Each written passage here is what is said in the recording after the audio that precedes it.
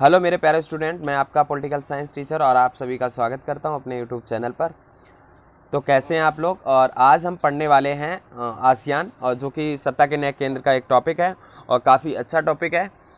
तो देखते हैं आसियान के बारे में। तो आसियान की पहले हमें फुल फॉर्म देखनी होगी। तो आसियान को देखो क्या कहते हैं, एसोसिएशन ऑफ साउथ ईस्ट एशियाई नेशंस।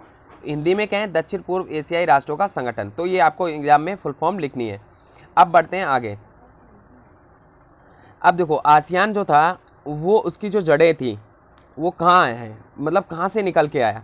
तो आसियान से पहले एक संगठन बनाया गया था, एसोसिएशन बनाया गया था। एसोसिएशन जो 1961 में क्या कराया गया था, गठित किया गया था।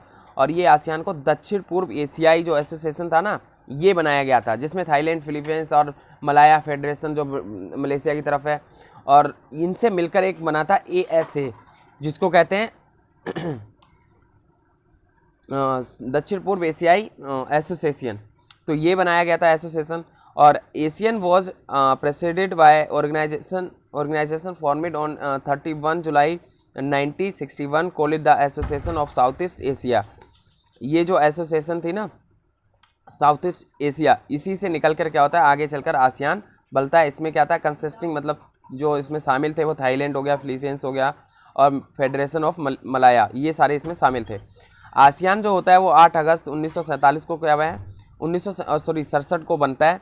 और जब 5 देश, यही देखो आसियान की जो इस्टेब्लिशमेंट थी, जो आसियान क्रिएट होता है, बनता है, उस समय 5 जो विदेश मंत्री थे, फॉरेन मिनिस्टर जो थे, वो क्या करते हैं, मिलकर पार्टिसिपेट करते हैं। और बैंकॉक घोषणा पत्र पर, जो बैंकॉक डिक्लेरेशन था, आसियान बैंकॉक डिक्लेरेशन, हिंदी में कहें आसियान बैंकॉक घोषणा पत्र पर क्या होते हैं, हस्ताक्षर किए जाते हैं। 5 देश जो संस्थापक 5 देश कौन से थे, Indonesia, Malaysia, Philippines, Singapore, Thailand. आपके एग्जाम में आ सकता है कि 5 आसियान के 5 संस्थापक सदस्य देशों के नाम बताओ। जो कंट्रीज़ क्या थे, इस्टेब्लिशमेंट जिन्होंने की थी और जो पार्टिसिपेट किए थे। तो बैंकॉक घोषणा पत्र पर 5 देशों ने भाग लिया था, और बैंकॉक घोषणा पत्र पर हस्ताक्षर करने के बाद ही आसियान क्या होता है, बन जाता है। तो ये है। अब इसके बाद एक क्वेश्चन आ सकता है कि भैया आसियान के, वैसे आता नहीं है, मैंने बस बेसिकली नॉलेज के लिए लिख दिया है आपके लिए, कि आसियान के वो कौन से कारण है जिसके लिए आसियान को मतलब स्थापित किया गया। तो मैं इसको जल्दी जल्दी बताता हूँ। देखो क्या था, दक्षिण एशिया के अधिकतर जो देश थे वो तुम्हें भी पता है उपनिवेशवाद के चुंगल में थे। कहीं ना कहीं वहाँ पर क्या था, औपनिवेशिक शक्ति का कब्जा था। औपनिवेशिक शक्ति का कब्जा मतलब जैसे ब्रिटेन का भारत पे था, इसी तरीके से इंडोनेशिया पे डच का था, घाना पर, अरे साउथ अफ्रीका के देश देख लो, वहाँ पर ब्रिटेन का था, और भी जापान हो गए। और ये इन सब का क्या था, ये जो जापान और ब्रिटेन, यूरोप के जो देश थे, जर्मनी, ये सब पहले क्या कर रहे थे, देशों को गुलाम बनाते थे, उपनिवेश बनाते थे। ठीक है। तो ये 2 दक्षिण पूर्व एशिया के देश थे, वो ज़्यादातर इसी के मारे थे। वो क्या थे, इसी से गुजरी हुई अवस्था से निकले थे। और इसी वजह से ये क्या थे, इकोनॉमिक और पॉलिटिकल जो कॉन्सिक्वेंस होते हैं उनसे क्या होते थे, ये बहुत ज़्यादा प्रभावित हुए कि भाई उन्होंने, तुम्हें भी पता है कि भाई उपनिवेशवाद क्या होता है। उपनिवेशवाद के तहत ये हुआ कि जो देशों को गुलाम बनाया जाता, उनके आर्थिक संसाधनों को अपने यहाँ पे ले जाते थे और उस देश को बिल्कुल खोखला कर देते थे, संसाधन संपत्ति सब ले जाते थे, जैसे इंडिया से। तो इस तरीके से अब इन देशों को क्या करना था, अपने जब देश ये स्वतंत्र होते तब इनको अनेक प्रकार की सामना करते हैं ये समस्याओं का। ये जब देश आज़ाद होते हैं तो अनेक प्रकार की कह सकते हैं समस्याओं का सामना करना पड़ता है। आर्थिक पिछड़ेपन, गरीबी, और शीतयुद्ध के दौरान भी इनको एक समस्या का सामना करना पड़ा कि भाई इनको ये तय करना था कि भाई वो किसी एक महाशक्ति के पक्ष में जाए। तो ये भी कहीं ना कहीं इनके बीच में दबाव था। The ravages of poverty and economic backwardness, मतलब पिछड़ापन, pressure to align with the one great another during the cold war, मतलब कि किसी एक से अलाइन होना मतलब जुड़ना, ये भी उनके ऊपर प्रेशर था शीतयुद्ध के दौरान, भैया आपको महाशक्ति पूर्वी या पश्चिमी गुट में से किसी एक के जुड़ना है। तो ऐसे में ये सारी इनकी समस्याएं थी। अब इन्होंने क्या करा, इसी से जूझने के लिए पहले गुटनिरपेक्षता बनाया। अब गुटनिरपेक्षता क्या होता है, अंतर्राष्ट्रीय स्तर पर पूर्वी पश्चिमी गुट का ये इसका सोल्यूशन तो दे ही देता है कि भैया इनका तीसरा गुट बन जाता है। तो एक समाधान तो निकलता है कि स्वतंत्र जो उपनिवेशवाद से आज़ाद हुए देश इसमें शामिल हो सकते हैं गुटनिरपेक्षता में, बट इनके बीच में सहयोग और आर्थिक विकास उतना जो गुटपेस्ता या कहें बांडुंग सम्मेलन के तहत वो प्राप्त नहीं हो पाता है, कि इनको आर्थिक उन्नति नहीं हो पाती है इसके तहत, गुटपेस्ता के तहत, और ना ही इनको बीच में कोऑपरेशन, कोई सहयोग नहीं हो पाता है। जैसे कि यहाँ पर दे रखा है, the Bandung conference and the non aligned movement had failed to in effective establishing the conventions for informal cooperation and interaction. इनके बीच में वार्तालाप और इनके बीच में औपचारिक जो विकास, आर्थिक विकास करने में कहीं ना कहीं जो क्या कहते हैं, इसका क्या नाम है, गुटपेस्ता असफल हुआ है।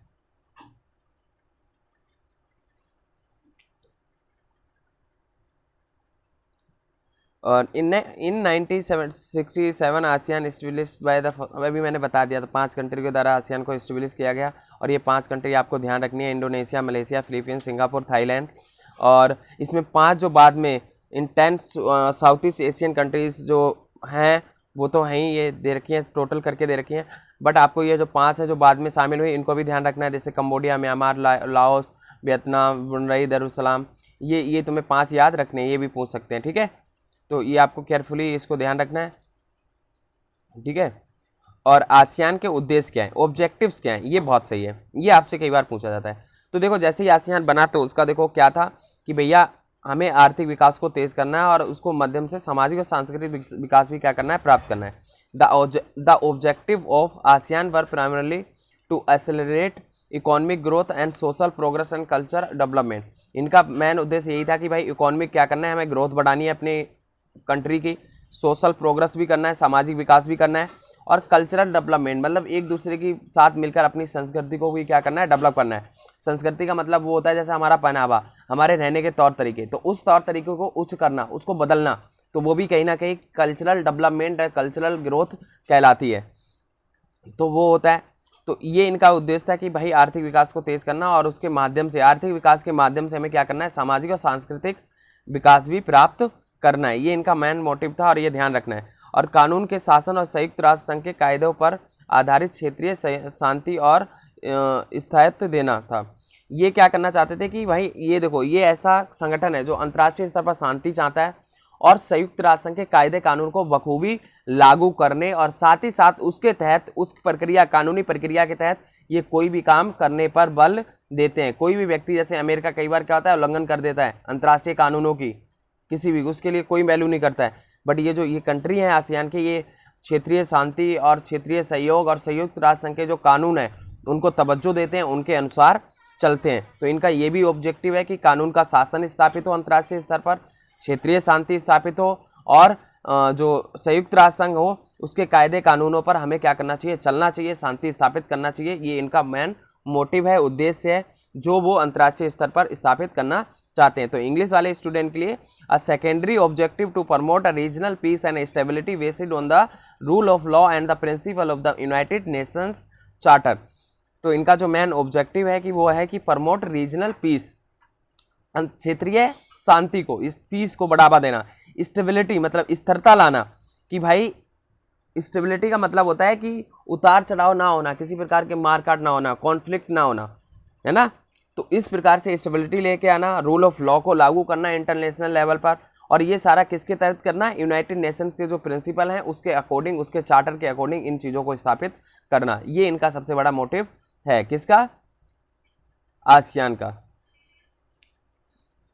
अब आसियान शैली पूछा जा सकता है 2 नंबर में क्वेश्चन, 1 नंबर में, कि भैया आसियान शैली क्या है, जिसको इंग्लिश में कहते हैं आसियान वे। तो अनौपचारिक, टकराव रहित और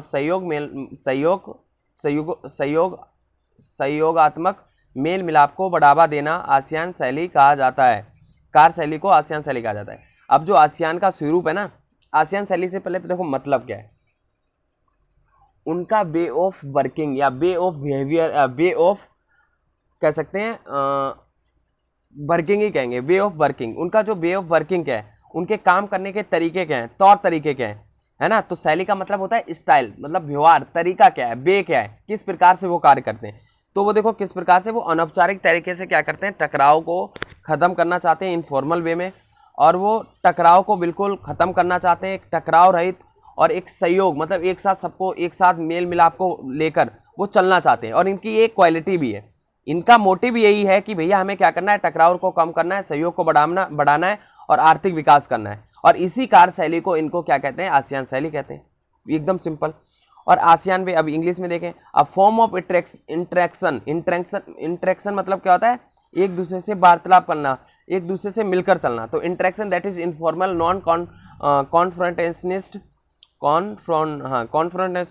कॉन्फ्रंटेशनिस्ट एंड कोऑपरेटिव। तो यहाँ पे क्या है, नॉन औपचारिक, अनौपचारिक और सहयोगात्मक तरीके से क्या करना है, अपने बीच में इंटरेक्शन को बढ़ाना है। इंटरेक्शन मतलब सहयोग को बढ़ाना है, ठीक है, और अंतर्राष्ट्रीय स्तर पर इसको बढ़ावा देना है। यही जो इसकी कार्यशैली है, जो इसकी जो मतलब वे ऑफ वर्किंग है, वही आसियान वे कहा जाता है। साथ ही देखें 2003 में आसियान ने क्या करा था, सुरक्षा समुदाय, आसियान आर्थिक समुदाय और आसियान सामाजिक सांस्कृतिक समुदाय नामक 3 स्तंभों की क्या करी थी, स्थापना की थी। और आसियान समुदाय बनाने की दिशा में महत्वपूर्ण कदम उठाया गया। एक आसियान कम्युनिटी का गठन भी किया गया, ये भी बहुत मतलब आसियान कम्युनिटी बनाई गई और जिसके तहत 3 स्तंभ बनाए गए, 3 पिलर बनाए गए।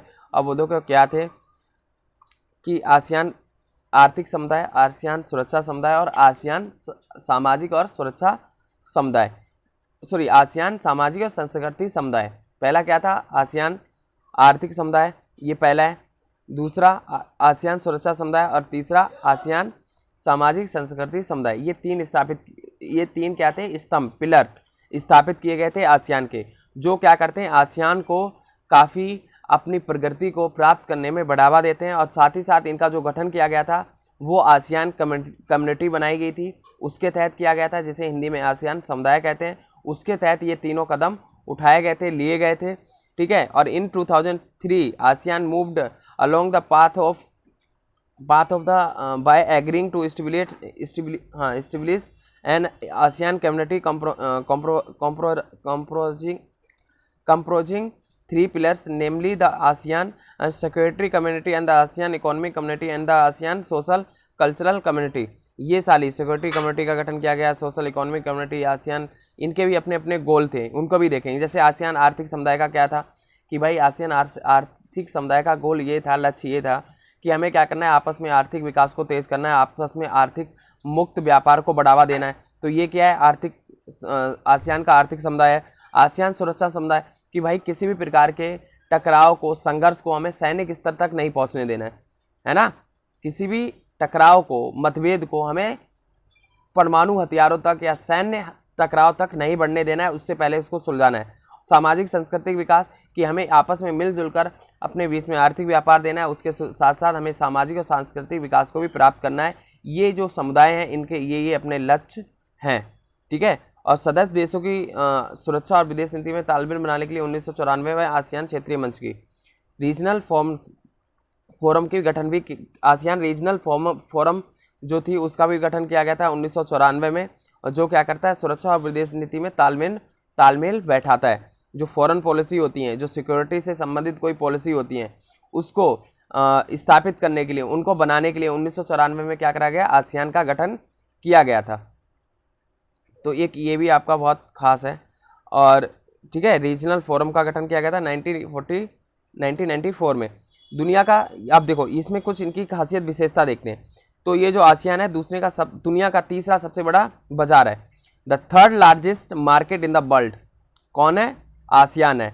और यूरोपीय संघ उत्तरी अमेरिका से भी बड़ा बाजार, इसका जो large market than European Union and North America, यूरोपीय यूनियन हो गया या फिर नॉर्थ अमेरिका हो गया, उनसे भी अधिक लार्ज इसकी मार्केट है। और एशिया की तीसरी और विश्व की छठी सबसे बड़ी अर्थव्यवस्था, Asia third and sixth largest economy in the world. ये क्या है, एशिया की थर्ड और सिक्स्थ लार्जेस्ट इकोनॉमी है वर्ल्ड में। और फ्री ट्रेड एग्रीमेंट FTA, और ये भी क्या था, इसका भी जापान, साउथ इंडिया, अमेरिका और न्यूजीलैंड, ये सारे अभी इसमें देखते हैं। मुक्त व्यापार समझौता, चीन, जापान, दक्षिण कोरिया, भारत, ऑस्ट्रेलिया और न्यूजीलैंड के साथ समझौता। तो फ्री ट्रेड एग्रीमेंट पे क्या करा है इन्होंने, FTA के तहत इन्होंने एग्रीमेंट किया है, किसके साथ, चाइना के साथ, जापान के साथ, दक्षिण कोरिया, भारत, इनके साथ, ठीक है। The fourth most popular investment ट्रेजली ग्लोबली, टारगेट ग्लोबली। अब ये क्या है, the fourth most popular investment target globally इनका वैश्विक स्तर पर चौथा सबसे बड़ा निवेश का लक्ष्य है। ये चाहते हैं कि वो इन्वेस्ट करें अधिक से अधिक। किस चीज़ में इन्वेस्ट? कंपनी और जैसे और भी है, जैसे आर्थिक कई पहलू होते हैं, उनमें इन्वेस्ट करना इनका क्या है, ये चौथा सबसे लोकप्रिय निवेश का लक्ष्य है। ये तुम किस में लिखोगे? ये विशेषता में लिख सकते हो। किसमें विशेषता की बात आती है तब इनको लिखना है। अब देखते हैं कुछ क्वेश्चंस कि भैया आसियान को और ज़्यादा कैसे मजबूत बनाया जा सकता है, उसके लिए कौन से कदम उठाए जा सकते हैं जो आसियान काफ़ी ज़्यादा मजबूत बन सके। तो देखो क्या है कि अंतर्राष्ट्रीय समुदाय में आसियान ने सशक्तिकरण के लिए निम्नलिखित कदम उठाए। आसियान ने क्या करा है? सशक्तिकरण और आसियान को खुद को मजबूत करने के लिए कई सारे कदम उठाए गए हैं। पहला कदम कि भैया यूरोपीय संघ की तरह इसका अपना झंडा गान, स्थापना दिवस और मुद्रा होनी चाहिए। इससे क्या होगा? आसियान और ज़्यादा मजबूत हो जाएगा और ज़्यादा आगे बढ़ेगा। तो पहला क्या है? इसको अपना झंडा गान, स्थापना दिवस ये सब होना चाहिए जैसा यूरोपीय संघ के पास है। दूसरा, इसको अपनी अर्थव्यवस्था मजबूत करनी चाहिए, सकल घरेलू उत्पाद में वृद्धि करनी चाहिए। इसको अपनी अर्थव्यवस्था भी मजबूत करनी चाहिए एंड इसको सकल घरेलू उत्पाद में वृद्धि करनी चाहिए। व्यापार को बढ़ावा देना चाहिए, ये भी सही है। सुरक्षा और विदेश नीति में तालमेल और अधिक तरीके से स्थापित करना चाहिए, जो आसियान को और ज़्यादा सशक्तिकरण कर सकते हैं, उसको और ज़्यादा बढ़ा सकते हैं। और यूरोपीय संघ की तरह संयुक्त राष्ट्र संघ की गतिविधियों में अधिक से अधिक भाग लेना चाहिए।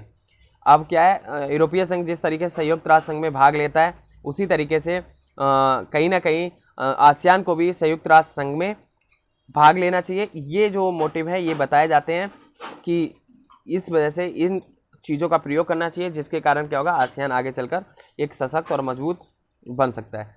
अब आसियान विजन 2020 की मुख्य बातें क्या हैं, ये आपका आ सकता है। तो देखो विजन जो 2020 है उसका देखो क्या उद्देश्य है। अंतर्राष्ट्रीय समुदाय में आसियान की बहुमुखी भूमिका को प्राथमिकता दी गई है कि भाई आसियान को बहुमुखी मतलब कि विश्व की सबसे बड़ी आंखें एक वैकल्पिक अर्थव्यवस्था या मजबूत शक्ति के रूप में उभरने की संख्या दी गई है, या कह सकते हैं प्राथमिकता दी गई है। और इसका जो इसके पीछे जो बात है वो ये है कि ये टकराव के स्थान पर क्या करते हैं, बातचीत को बढ़ावा देता है। कौन? आसियान। आसियान टकराव की जगह पर क्या करता है, बातचीत को। ये कोई भी टकराव होता है तो वहाँ पर ये क्या करते हैं, बातचीत को बढ़ावा देते हैं, बातचीत से उस चीज़ को सुलझाना चाहते हैं, ठीक है। और आसियान ने कई ऐसे टकराव हैं जिनको समाप्त किया है, जैसे कंबोडिया का टकराव हो गया, पूर्वी तिमोर का संकट हो गया। ये सारे इन्होंने क्या करें, तो ये इनको समाधान ढूंढने में इनमें कामयाब रहे हैं। और पूर्वी एशियाई सहयोग पर बातचीत के लिए 1999 में नियमित वार्षिक बैठक होती हैं। अब 1999 के बाद से क्या हो गया है कि भाई पूर्वी एशिया में क्या होता है कि शांति स्थापित करने के लिए, सहयोग स्थापित करने के लिए वो एक वार्षिक, एक हर साल ईयर में, मतलब होता है ना ईयर में, एक साल में हर बार ये क्या करते हैं, बैठक करते हैं, जिससे शांति और सहयोग बढ़ाया जा सके। तो ये था आसियान के बारे में। और बस एक चीज़ और लास्ट में मैं बताना चाहूँगा, वो ये बताना चाहूँगा कि आसियान आर्थिक समुदाय और आसियान सुरक्षा समुदाय और आसियान सांस्कृतिक और सामाजिक समुदाय, इसको और एक बार मैं बता दूं जाते जाते, तो क्योंकि ये आपके क्वेश्चन पेपर में आ सकता है। आसियान आर्थिक जो सुरक्षा समुदाय है तो उसका क्या है कि भाई किसी भी टकराव को, आसियान सुरक्षा समुदाय का मोटिव जो है, उद्देश्य वो है कि किसी भी टकराव को, मतभेद को सैन्य स्तर पर जाने से रोकना, सैनिक टकराव से जाने से रोकना, ये इनका उद्देश्य है। तो ये पहला स्तंभ है जिसका हमने देखा। अब दूसरा, आसियान आर्थिक समुदाय, आर्थिक समुदाय, इसका गोल क्या है? इसका गोल है कि आपसी देशों में आर्थिक वृद्धि को तेज करना, मुक्त व्यापार को बढ़ावा देना। ये आर्थिक समुदाय का, आसियान आर्थिक समुदाय का मोटिव और गोल है। तीसरा कि आसियान का जो सुरक्षा समुदाय मैंने बता दिया, और सामाजिक और सांस्कृतिक, आसियान का